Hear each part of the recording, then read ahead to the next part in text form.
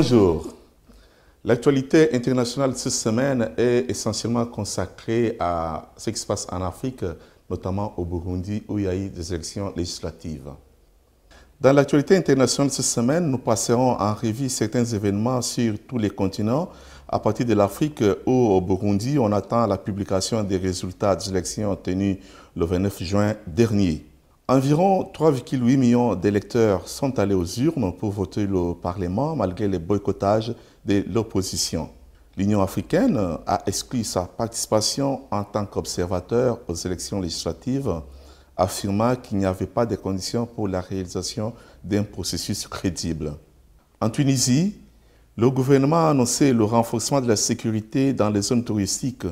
Ceci fait partie des mesures antiterroristes qui prévoit également la fermeture de 80 mosquées illégales après l'attentat du 26 juin dans un hôtel qui a tué 38 touristes. Je vous rappelle que c'est le deuxième attentat en moins de 3 mois dans ce pays. En mars, l'attaque a eu lieu au musée de Bardo dans la capitale de la Tunisie et a coûté la vie à 22 touristes et un autre groupe a été pris en otage à l'intérieur du musée par des terroristes. 6 semaines après la maladie qui a été officiellement éradiquée du pays, le Libéria a annoncé le 1er juillet un nouveau cas du virus d'Ebola. Le nouveau cas d'Ebola a été signalé dans la commune de Margibi. Le patient est décédé et des tests ont confirmé la maladie avant la mort, a déclaré le ministre adjoint de la Santé, Tolbert Nienswa. En Asie du Sud-Est, le crash d'un navire militaire mardi à Medan, grande ville de l'île de Sumatra en Indonésie, a fait 142 morts selon un nouveau bilan communiqué mercredi 1er juillet par la police. En Amérique latine, le Royaume-Uni et Cuba ont annoncé le 1er juillet un accord pour formaliser la reprise des relations diplomatiques et l'ouverture des ambassades dans les capitales respectives.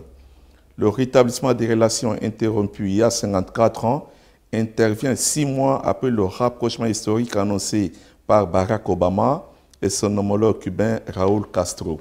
Pour la pleine normalisation des relations, la Havane exige la levée de l'embargo économique sur l'île imposé par Washington en 1962.